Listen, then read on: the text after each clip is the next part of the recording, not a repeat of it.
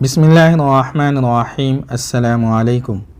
وہ اور زیادہ قریب ہونے کے لیے ٹیلے کے اوپر سرکتا ہوا آگے گیا تو ٹھٹک کر رک گیا۔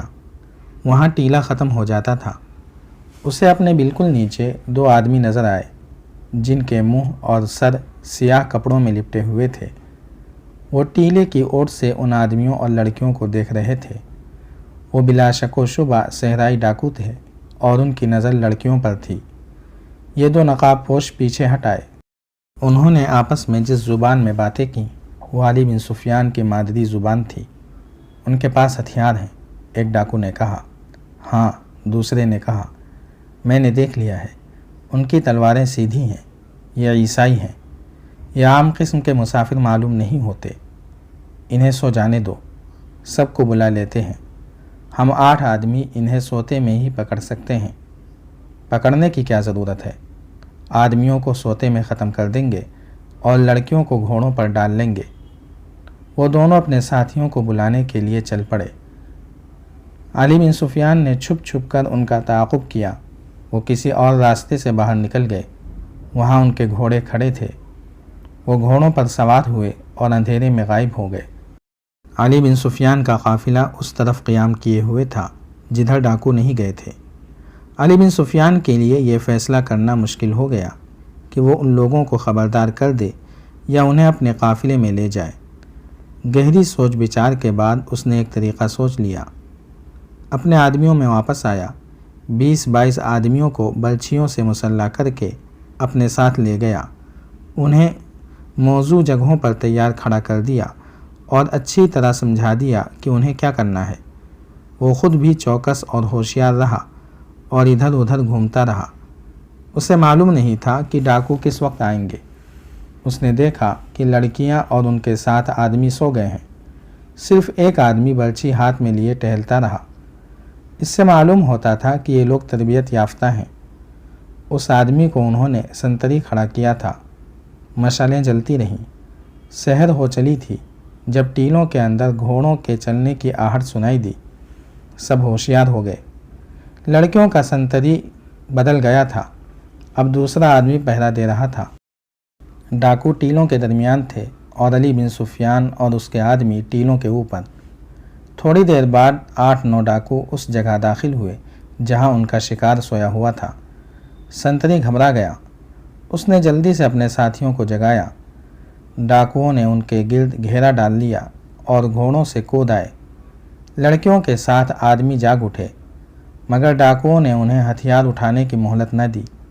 ایک نے للکار کر کہا، اپنا سامان اور لڑکیاں ہمارے حوالے کر دو اور اپنی جانیں بچاؤ۔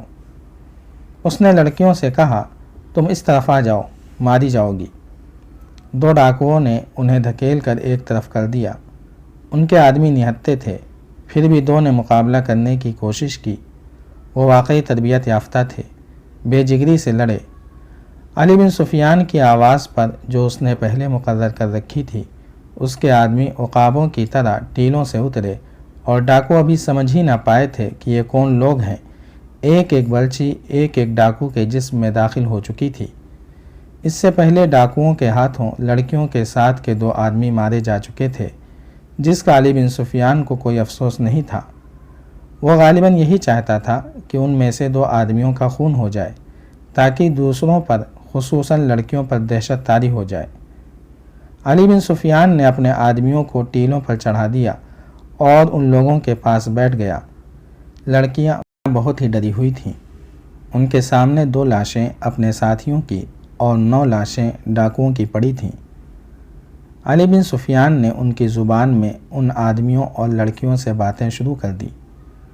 وہ لوگ اس کے اس قدر ممنون تھے جیسے اس کے مرید بن گئے ہوں۔ اس نے انہیں موت کے منہ سے نکالا تھا۔ ان سے اس نے پوچھا کہ وہ کہاں سے آئے ہیں اور کہاں جا رہے ہیں۔ انہوں نے جواب دیا تو علی بن سفیان مسکرایا اور بولا، اگر تم لوگ مجھ سے یہ سوال پوچھتے تو میں بھی ایسا ہی غلط جواب دیتا۔ میں تمہاری تعریف کروں گا کہ اتنی خوفزدگی میں بھی تم نے اپنا پردہ نہیں اٹھایا۔ تم کہاں سے آئے ہو؟ ایک نے اس سے پوچھا، اور کہاں جا رہے ہو؟ جہاں سے تم آئے ہو، علی بن سفیان نے جواب دیا، اور وہیں جا رہا ہوں جہاں تم جا رہے ہو۔ ہمارے کام مختلف ہیں، منزل ایک ہی ہے۔ انہوں نے ایک دوسرے کی طرف دیکھا، حیران سے ہوئے اور علی بن سفیان کو دیکھنے لگے۔ وہ مسکرا رہا تھا۔ اس نے کہا، کیا تم نے دیکھا تھا کہ میں نے کیسی چال سے ان ڈاکوؤں کو ختم کر دیا ہے؟ کیا کوئی مسافر یا کوئی قافلہ ایسی چال چل سکتا ہے؟ کیا یہ ایک تربیت یافتہ کمانڈر کی استادی نہیں جو میں نے دکھائی ہے؟ تم مسلمان فوجی بھی ہو سکتے ہو۔ میں صلیب کا سپاہی ہوں، علی بن سفیان نے جواب دیا۔ کیا تم اپنی صلیب دکھا سکتے ہو؟ کیا تم اپنی صلیب مجھے دکھا سکتے ہو؟ علی بن سفیان نے پوچھا اور سب کی طرف دیکھ کر کہا، تم نہیں دکھا سکتے۔ تمہارے پاس صلیبیں نہیں ہیں، کیونکہ جس کام کے لیے تم جا رہے ہو اس میں صلیب ساتھ نہیں رکھی جا سکتی۔ میں تم سے تمہارے نام نہیں پوچھوں گا، اپنا نام بھی نہیں بتاؤں گا، اپنا کام بھی نہیں بتاؤں گا۔ صرف یہ بتا دینا ضروری سمجھتا ہوں کہ ہم ایک ہی منزل کے مسافر ہیں اور ہم میں سے معلوم نہیں کون کون اپنے وطن کو واپس لوٹ سکے گا۔ ہم ضرور کامیاب ہوں گے۔ خداوند یسوع مسیح نے جس طرح مجھے اور میرے آدمیوں کو تمہاری مدد کے لیے بھیجا ہے، یہ نشانی ہے کہ تم صحیح راستے پر ہو اور تم کامیاب ہوگے۔ نور الدین زنگی کی موت اس حقیقت کی نشانی ہے کہ دنیا پر صلیب کی حکومت ہوگی۔ مسلمانوں کا کون سا امیر رہ گیا ہے جو ہمارے جال میں نہیں آ گیا؟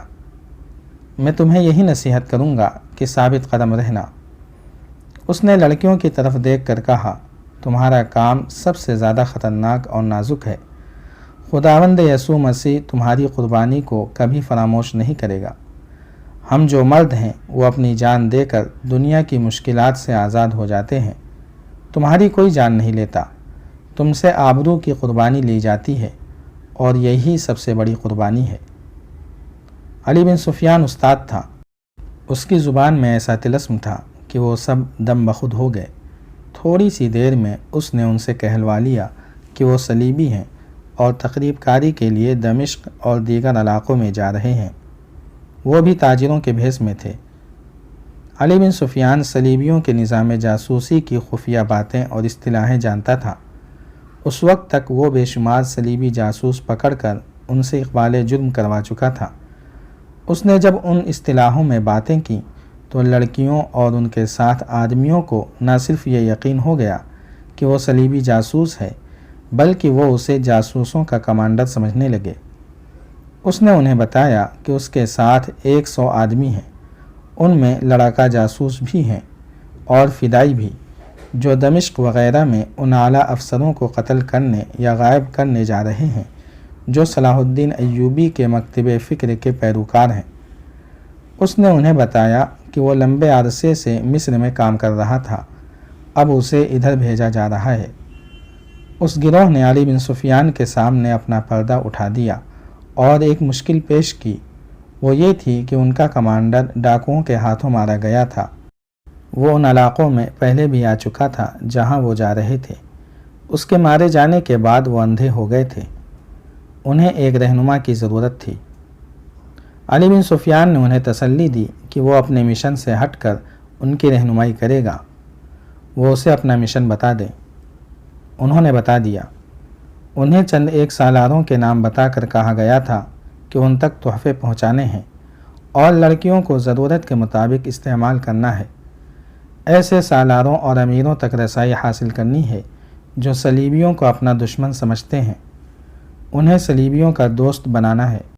اس مرحلے میں آ کر میرا اور تمہارا کام ایک ہو جاتا ہے، علی بن سفیان نے کہا۔ مجھے ان سالاروں اور قائدین کو ختم کرنا ہے جو دل سے صلیب کی دشمنی نہیں نکال رہے۔ تم دمشق میں کہاں قیام کرو گے؟ تم دیکھ رہے ہو کہ ہم تاجر بن کر جا رہے ہیں، ایک نے جواب دیا۔ دمشق کے قریب جا کر یہ لڑکیاں باپردہ مسلمان عورتیں بن جائیں گی۔ ہم سرائے میں قیام کریں گے، وہاں سے تاجروں کے بھیس میں سالاروں وغیرہ تک جائیں گے۔ جاری ہے۔ اگر آپ کو یہ قسط وار سلسلہ پسند آ رہا ہے تو لائک، شیئر اور کمنٹ کے ذریعے ہماری حوصلہ افزائی کریں۔ جزاک اللہ خیرا۔